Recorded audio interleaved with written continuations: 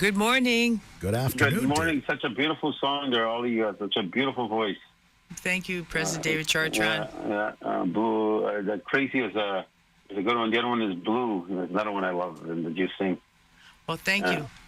Yeah. And I excellent. really appreciate when you request that song. It's because you got the voice for it. Well, thank you. Yeah. And okay, let me start off by saying hello to Naomi, 2 o'clock in the morning out in Japan. I'm sure she's listening. As Naomi knows, no matter where I travel in the world, I don't care where I am in the world, I listen to the Métis Hour. I report at 12 o'clock. And I'm sure she's listening, so I'm just rubbing that in there. So she's probably full with sushi by now and probably desperate to come home. I think it's Sunday. No, it's 2 o'clock in the morning there, which is Sunday morning over there. She's, I think, coming home today. So have a safe trip, Naomi, if you're listening, and look forward to see you safely back in Canada. Mm-hmm. Now, let's go to some birthdays here. We have a few of them, but I'm going to start off with a congratulations going to happy 40th wedding anniversary to Deb and Rick couple, who are celebrating their anniversary on Sunday, May 26th. Deb's the chair of the Kinyo Council local in Winnipeg, a very active local. Deb's always up to something and doing something with the kids, and or taking out for fishing trips or something with natural resources or just activities. It's a really active local, so I have a lot of respect for Deb and Rick and the families and all the Kinyo local that work so hard and makes a big difference. So we have an happy 44th birthday going to Robin Chennai, who's celebrating her birthday on Sunday, May 26th. So her nickname, of course, is Sugar Pie. And that's my sister's baby, and second baby. My sister adopted another baby, and he became the baby. Robin was the youngest until my sister adopted. So, of course, my sister is now passed on. But happy 44th birthday going out to Robin, the baby of the family. Aww. So she acts like one too, trust me. Anyway, happy birthday going to Asia Knudsen. Yeah, Asia Knudsen was celebrating her birthday on Monday, May 27th. And that's the future president's mother, Skylar Knudsen, was already campaigning at the age of 12 or 10. Mm-hmm. And she's also a committee liaison for the Gimme, handling all the social media for the local finalists in the Métis Business Awards for the Infinity Woman category. Oh, she's quite active because there's that event is coming up on, I think, May 30th. Is it in my report? I'll check here right now. The 30th. Yeah, okay, the 30th. So there's going to be a big event. There's quite a lot of people, actually some MLAs have contacted me trying to get some tickets to come to the event. And there's up to close to 300 businesses, I think, coming in. And there's over 700 businesses registered, Métis businesses registered at the L'Oreal Capital Corporation. And wow. I'm so proud to see that as a leader.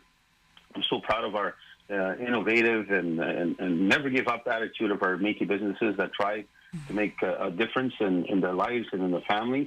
And so it's such an important aspect of who we are. It's part of our history, part of our culture, part of everything we've grown up to be is always entrepreneurs and always trying to take care of our family, finding any job we can to make our life better for all of us. So, and that's such a proud thing. So again, I want to say that congratulations. Also have some special birthdays going out to my nephew, Kendall Chartrand, May 28th. He's 40 years old.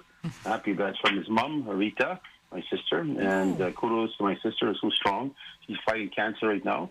And she's proud. She said, I don't care, my head's bald, which it is, and I don't care what they say. She said, I'm going to fight it to the end. So she's going through. I'm very, very proud of her. And she's a fighter. Knocked the hell out of her, and but she gets up and keeps on going. Mm-hmm. And I want to say a special happy birthday going on to Candice Dumas, soon to be Danielson. Mm. So it's her birthday today. Actually, I'm getting a free meal today. We're going to go out to a buffet. We're actually going to have a barbecue for our future husband, Derek Danielson, is planning a barbecue for his wife and the future wife. And again, I want to say to all the people out there that get their wood from our government, or firewood. Derek's the one that leads that, and so people will know his name when I say it on radio, Derek Danielson, because he's well received by so many families out there, and he treats elders with such great respect. They always have good reviews that come back to our offices about the wood. So it's his future wife's birthday today, and then I'm getting a free meal out of that one today, so I'm not Nice. going to miss that. So anyways, let's see.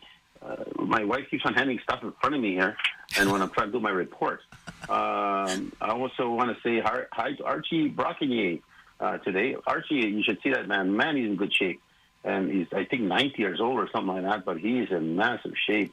It looks way better than me, and I'm 64. Yeah. You know, so also want to say get well wishes to Arnold Asham, and I was supposed to go see him this week, and I didn't, and so I just want to again give my regrets, Arnold. I will come maybe tomorrow. I will come. He wants me to go visit him. Of course, he had a stroke, and that affected the grassroots newspaper. As you see, there's an effect on the paper. They're still trying to keep the business going, and he's trying to recoup right now. He's been out of commission since August, really, and so he's starting to learn to talk, which is great. And but it takes a lot of patience to listen and try to say you don't understand what he's saying. But he's a man that doesn't give up. Another fighter there. So get well, Arnold. I'll see you soon. Now I got some next gospel tunes. Got a few of them I want to send out. One I want to send out to the Marilyn McKay. I think she was married to Linda McKenzie and all their family. I went to their wake on Thursday night. So I want to express again my condolences to the family, the McKenzie family. They're originally from Crane River. Most of them all live in Winnipeg. And most of them are actually roofers. They all worked in the roofing business. And so I want to say again my condolences to that family. And also, I think I have well wishes here going out to Denise Thomas. Her son just got some very, very bad news. And so I want to express, yes, very, very bad news. So I don't want to give more details on that until she tells me it's okay. But she's facing a very serious trauma in her life and with her son. And it's prayers. Hopefully, can go to the Denise Thomas and the family and their son and their family. Yes. And I'll talk more about it probably next Saturday when I get permission to do so. And I also want to say condolences going out to the Chaboyer family and the passing of Russell Chaboyer. I was talking to last night to Jean, and he was, of course, in tears, crying about his son, and his lungs collapsed. He was actually assaulted some time ago, and 14 months ago, and he was in hospital all this time. He was heating through a tube and everything, and his lungs finally collapsed, and he was 59 years old. And so I want to give my condolences to the Chaboyer family, and I think there's a wake this evening, and then a funeral to proceed later. So, again, to the family and on behalf of the Métis government and the Métis local and region. Also to Parker Braun. She's the Director of Communications at her family, and she lost her father also, Floyd Nabas. And so our condolences go to the Nabas family. And I want to, again, express our sincere condolences to Parker. Of course, she worked very hard at our office, and of course, anybody's going to take it very hard. It's really hard for the family right now, but to all the Nabas family everywhere on behalf of the Métis government, our condolences go to you. Also, the Chud family out in Gimli, Wednesday, May 22nd, Haiti Chud began his journey to his new home. So going out to Mayor of Gimli, Kevin Chud, and we had a very good discussion. I was visiting him out in Gimli, and so our condolences go to the Chud family out in Gimli also, definitely on behalf of myself and my wife and my family, to Mayor, and of course to his family, all the Chuds. So again, with that, now I'll move on to some other businesses. It's always, but make sure the gospel tunes go out to them. The next one that comes out, I don't know what you have selected so far, Naomi. I said Manali. I don't know what should the next condolence. I'm at the gospel tune that's going to be selected, but we'll send it all to all the families I referenced: the Chaboyers, the Chuds, the Nabases, and of course to the Mackenzies. And clearly they're expressing our prayers to all of them. Now, I had a chance to have an interview, a very special interview that took place. People probably hear the name when I say it now, Tom Berger. Tom Berger was our lawyer that litigated the land claims case, and he was the main litigator for most of the entire case. It was 32 years in the courts, and we won, of course, in May 2013. We won in Supreme Court of Canada. We have not yet settled the case. The Prime Minister has promised it would be settled this term, but I'm crossing my fingers that his promises are going to be real, because if he backtracks on this, then it would be the biggest insult to our nation. He made a promise that this would be done this term. So election is on October 2025, So we're anticipating the land claim settlement could be coming before then, given that he promised in 2015, and he's promised throughout, but he said last election, guaranteed this term it'll be settled. So our fingers are crossed, because it's going to change the future, and it's going to do justice and right finally to our people for waiting for 150-something years for this, and do what should have been ours, and our economic head start that was stolen from us, and to place us into an impoverished people, and place us into Muskeg territory versus our true rightful place in where we belonged, in the lands we sit on today, which is the city of Winnipeg and Port Prairie and all these others that were our territories and our lands, and set aside for our children, and they were never given to us, and was actually stolen from us, and it was proven in the court of law. So there's no doubt it's not a question of whether it's outstanding. It is guaranteed outstanding. The question is the value now. So let's hope that the Prime Minister keeps his word. And if not, I don't know what I'll react to that. But as a leader, I tell you, don't be kind. So from that perspective, a promise is a promise. And everybody knows me for my word. My word means everything to me. And I will go to hell and back to protect my promises. Right. And they mean lots to me. And our nation is known for that. Our people, especially Indigenous people, when they say something, they really mean it. And from our Métis government, that's exactly how we speak. What we say is what we mean. So, and we back it up, and we don't walk away from it no matter what comes. All challenges, all troubles, all hardships, we still will back it up. A promise is a promise. Right. So I'll send that message out to the Prime Minister if any of these people are listening, and be prepared with what's going to happen if the Métis are deceived and lied to. We'll come back with a vigorous position, I tell you, and we'll never forget. One thing about the Métis, we don't forget either. So anyway, I had an interview with Tom Bergers. Of course, he passed away, and they're writing a book, Against All Odds, and part of it's going to be about our land claim. So they asked me questions about Tom's personality, his skill set, and I said he's an amazing litigator. I've never seen such smoothness in a courtroom. Of course, people know my background. I come from the Department of Justice. I was in the courtroom a lot during my term as a director of the Aboriginal Court Worker Program, and I was a probation officer prior to that. So, but I was in the court a lot, and I've seen a lot of lawyers and judges and interactions, and Tom was a class act. He was so smooth, and he took the judges with him. He never just went babbling on like sometimes I do in the media here, but he was very specific and very clear of how he was going to go and do his message and make sure the judges were following his arguments and the way he was going to litigate the case from a legal perspective. So Tom was a class act, and he was very committed to us. I was very proud when we got him back because he was over $300,000 when I took over back in 1996. And I made a promise to him if he'd take the case again, that we would make sure we pay him back every cent and we'll never miss payments in the future. So we kept our word. Excellent. And about $6 million we had to raise on our own. So I'm very proud of our cabinet. Of course, my late brother, Albert Chartrand, was the lead on raising the money. So I really am proud of the achievements. We were able to get that done and get justice done.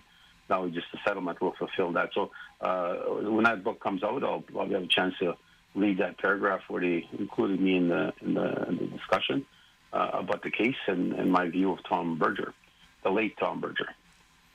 So I look forward to that. So also was on May 22nd, I was at the city of Selkirk. I went to look at our massive building.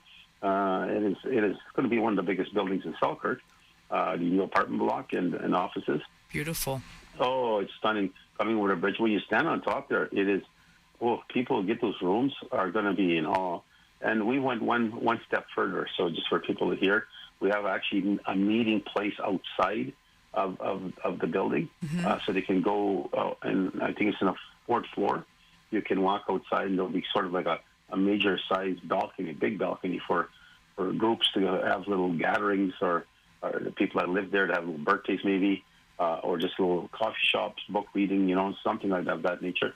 And there's 2 different sections like that we built in the building to have more of a feeling of space of home.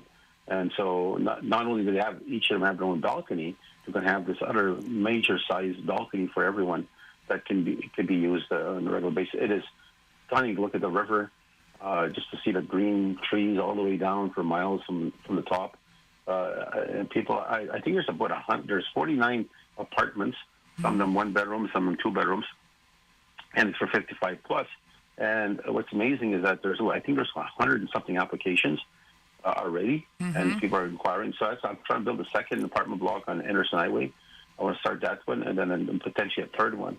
And of course, we're building other apartments for our aging out kids right now. That's getting closer. I think September we'll be finished the aging out 2 apartments that we're building for them, and then the Chick Manor, which is similar to a Ronald McDonald House, similar. But it'll be owned by us and run by us, and that's on Notre Dame. It's getting closer and closer to that one too. So those apartments are moving smoothly, and also I'm very proud to say that, and I'm looking forward to this. We're not yet complete on our youth camps, but I truly am encouraging our regions and our citizens listening to get out and make application and make sure to put their kids' name that they want them to go to the camps. One will be a cultural camp in the Duck Mountains. They'll take 20 boys, 20 girls, and people are looking for jobs in that field, in that career. Please apply to the Federation. We're looking for a coordinator or somebody to manage the affairs there, and then we're going to be getting some elders to give environmental courses, cultural courses, and at the same time there'll be a lot of activity for the youth to whether it's going to be canoeing or activities in the forest, learning about the environment and different aspects. And of course, there'll be great food, great fun, great music, great laughter. And that's a 40-man camp, 40 boy and girl camp. And that should be ready soon. What we're working right now is on, there's so much rules you wouldn't believe to all the listeners. The amount of permits you got to get, it is phenomenal. That is a nightmare. And I know the city of Winnipeg's been talking about closing down those requirements because there's permit after permit after permit.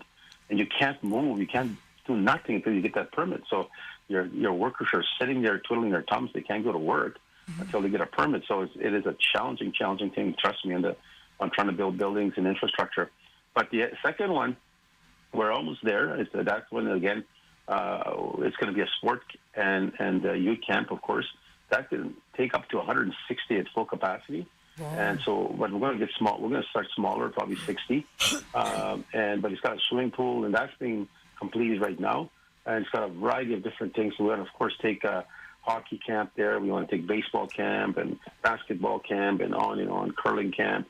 Oh. And so we're going to get a bunch of facilities. Again, we're looking to hire people there. So people are looking for careers in that field, maybe gone to college or got some certifications of some sort in the youth environment or sports environment. Reach out to the Federation. We're looking to hire in that field. And so it's going to be good jobs. We have good pensions at the Federation. And I just can't say enough. And I also expressed this to some of the chiefs at chat with them recently, that the camp is not going to be just Métis kids. Because if you bring a baseball team to train them, they're going to be mixed. It's not going to be 9, 10, 15 Métis players in one team. They're going to be different. There'll be some First Nations on that team. Same thing with hockey.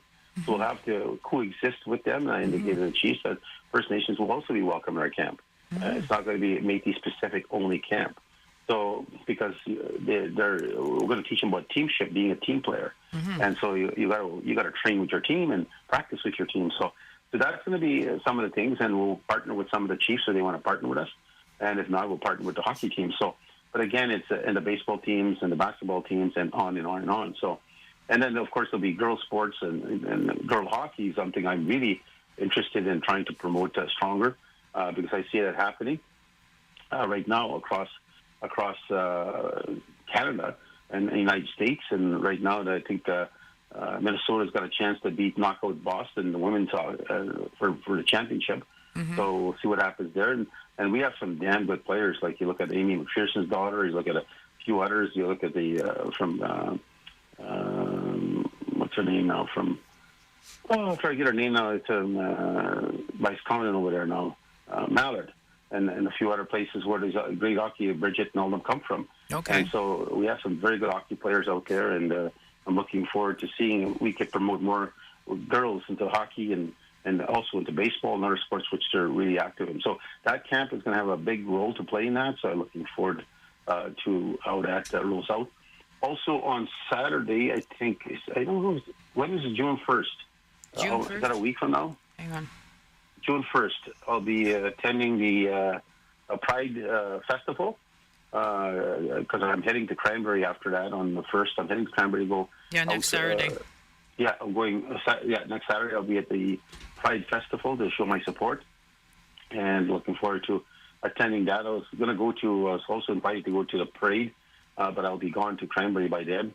Actually, we're going out fishing, and this is when I take off, usually if I can, for about 4 or 5 days.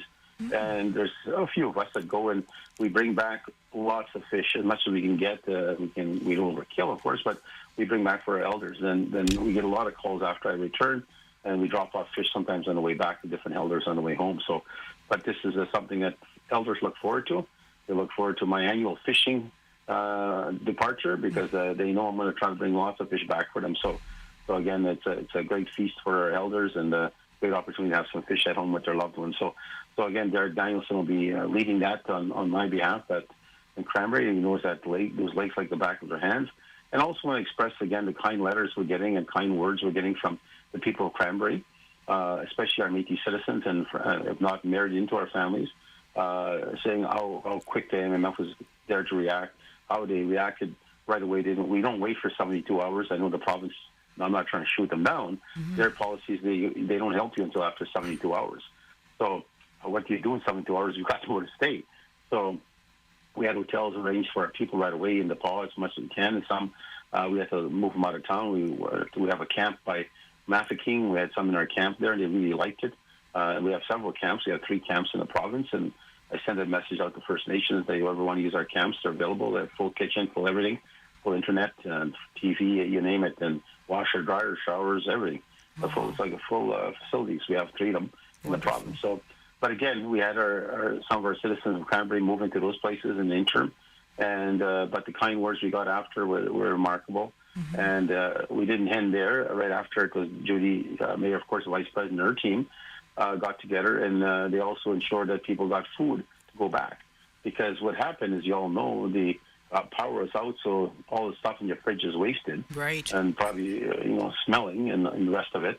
And some of their freezer food also probably thawed out, and it could be dangerous to refreeze it and cook it again. So, right.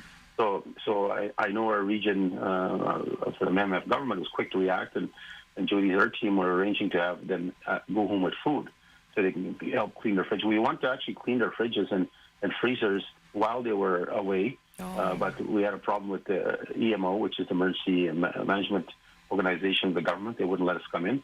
The police were okay with it, but they weren't. We're going to have discussions with the province on that later.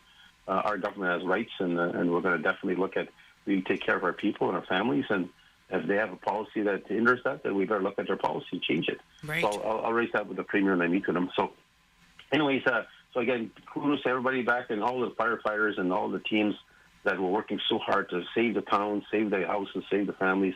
Of course, a couple of houses went outside of the smaller lakes, did burn, but the majority of Cranberry itself, the bigger town, survived. So again, kudos to all the Judy Mayor, of course, Joan Ledoux and Daryl Ferlin, that's the executive of the region, and to Francis and her team, Northwest, for helping out. And of course, our head office, who are working closely with the region to make sure everything was in hand. And I sat down with the committee, and we organized looking at every aspect. And trust me, it is a lot of pieces to this. It's not like, oh yeah, it's a hotel room. No, it's not. There's a lot of pieces that come with that later. Yeah. And organizing all that took a long, long time. So, but they would quick react. The same day it happened, the same day our team was working. So we've been preparing ourselves, and COVID taught us a lot and helped us, in fact, get ready.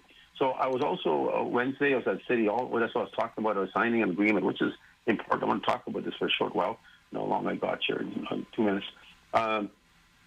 City Hall, the signing of this agreement, the City of Selkirk and the Arm of St. Andrews. I want to take both mayors, Joy and, of course, Larry. Larry's the mayor of Selkirk, Joy's the mayor of St. Andrews. We had 2 of the municipalities come together, and we signed an MOU for partnership. The number one reason of the recognition of this relationship, which is new, it's two municipalities coming together, signed with the Métis government, and we're putting a water line, a big water line, from Selkirk through St. Andrews municipality to Breezy Point, which is in St. Andrews. Oh. And of course, Anita's Affinity Women, she's a spokesman, and she's working on a treatment facility or a protective facility, addiction facility, and I think transitional. I call it transitional housing for women and abused women and potential challenges they face So she's working on building a facility there, and we're going to be starting construction on that soon, I believe. The money has been set aside already in our budgets, and so that'll be a place for women to turn to, and knowing that there, if any woman is on board, working ahead. And, of course, Frances will be participating there with children misuse through early learning childcare, and, of course, the Métis government will be part of that support and partnership. So it's a good initiative, but we need a big water line, and that's going to be important. In closing, I actually seen the new greenhouses, a facility where it's being built. It is monstrous. It is big. It's going to employ 70 people throughout the year, and full-time about 10, and then there'll be throughout the spring, probably to the fall, there'll probably be about 70 people employed there. And so it is a big facility. It's going to have 2, 3, 4 maybe greenhouses. I'm talking massive greenhouses, which will grow 2 million trees every 9 months, but potentially 4 million trees every 9 months. So, and then we'll be able to plant and sell throughout Manitoba and Canada. So Wonderful. It's a big facility. It's such a stunning picture. I was so proud of it. But again, with that being said, I'll say goodbye, and don't forget May 30th, 4:30. I'll see all the businesses. You're listening. I'll see you guys.